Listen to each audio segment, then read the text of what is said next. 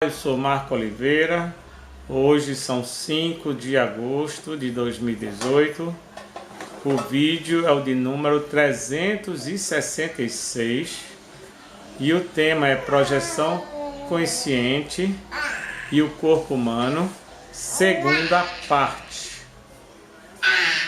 A matéria parece muito real, inflexível, dura e sólida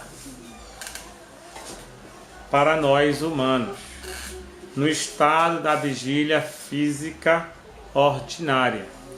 No entanto, os cientistas da física moderna afirmam que a matéria não é tão sólida como parece, nem do modo que a gente sente.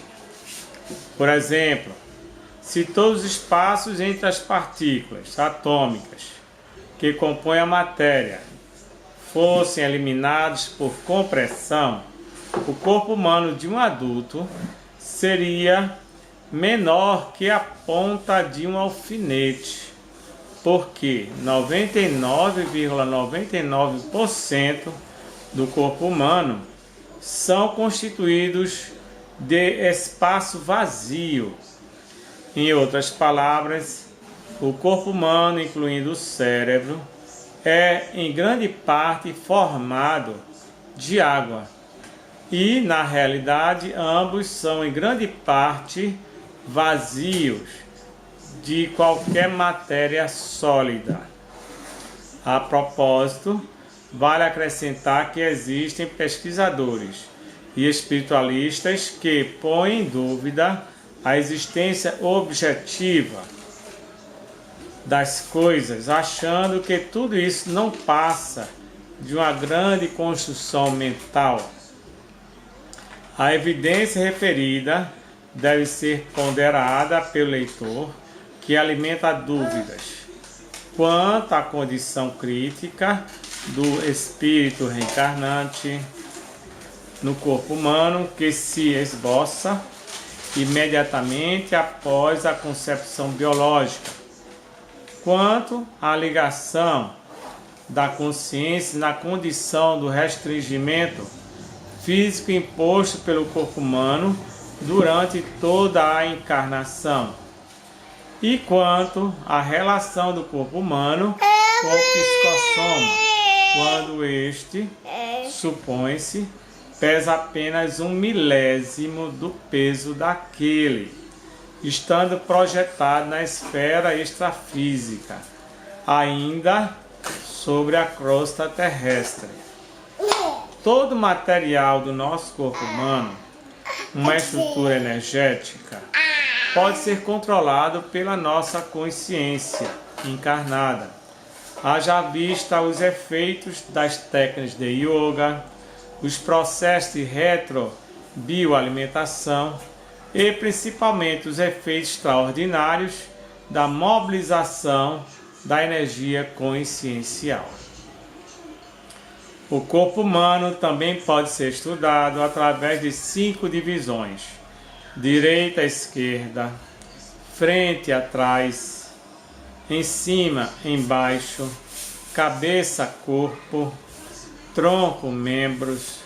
É interessante ressaltar que a metade esquerda do corpo humano apresenta os pontos de inserção de 2 chakras essenciais isolados, na localização correspondente no duplo etérico ou no energossoma e no psicossoma, o cardíaco e o esplênico.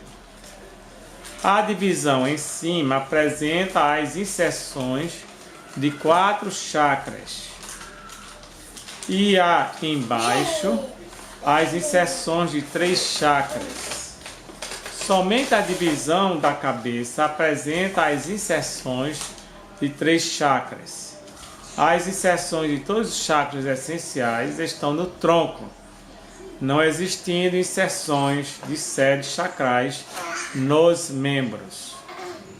Segundo a psicologia, a condição de autoconsciência do próprio corpo humano recebe o nome de somatopsique.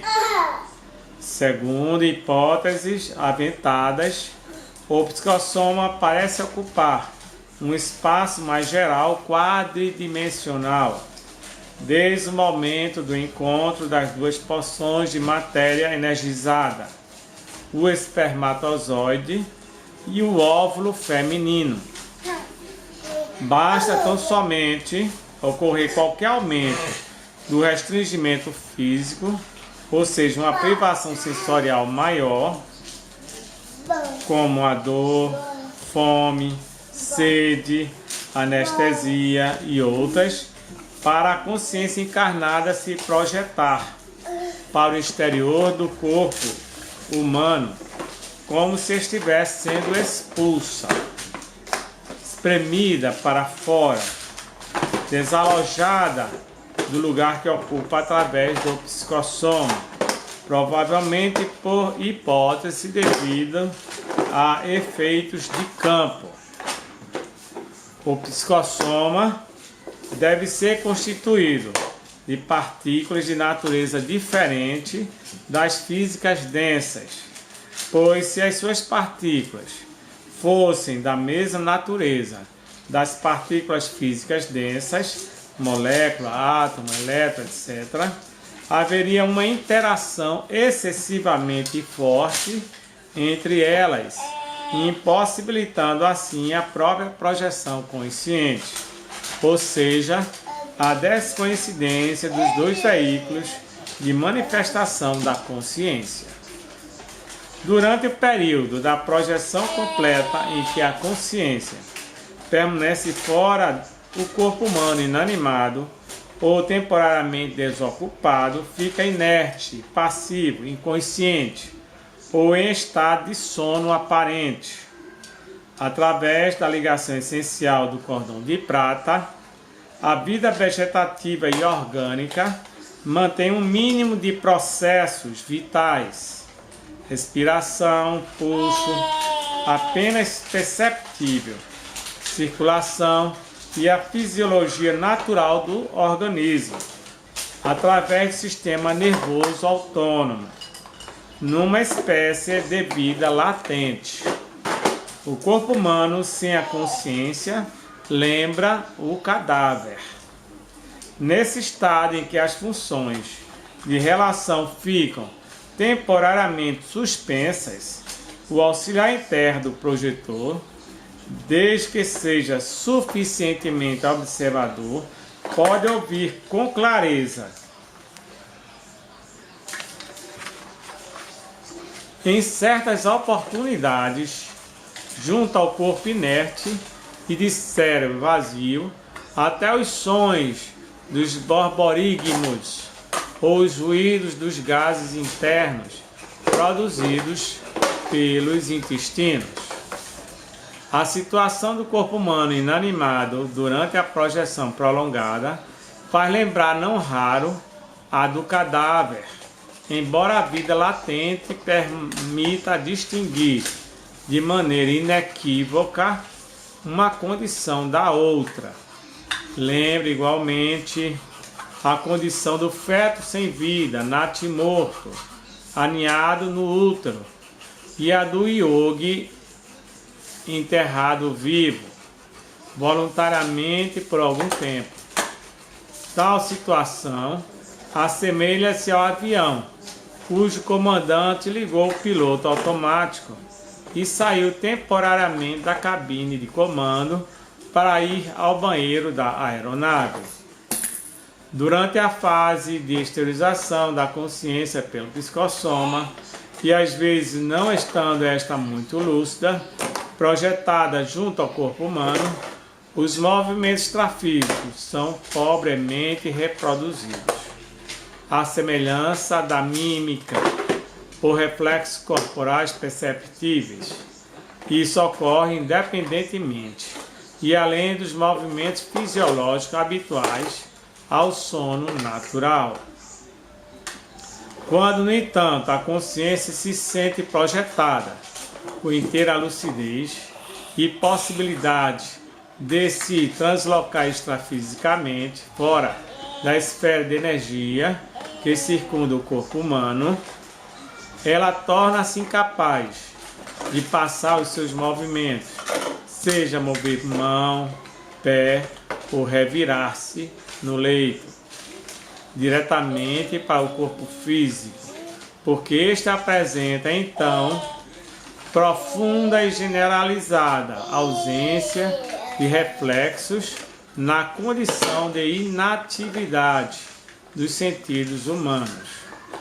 Esta providência só pode ser tomada através da interiorização total, ou pelo menos parcial da consciência, através do psicossoma. Quando projetada no plano extrafísico, a consciência encarnada, em certas condições, pode apresentar marcada indiferença por seu próprio corpo humano, expressa de muitos modos.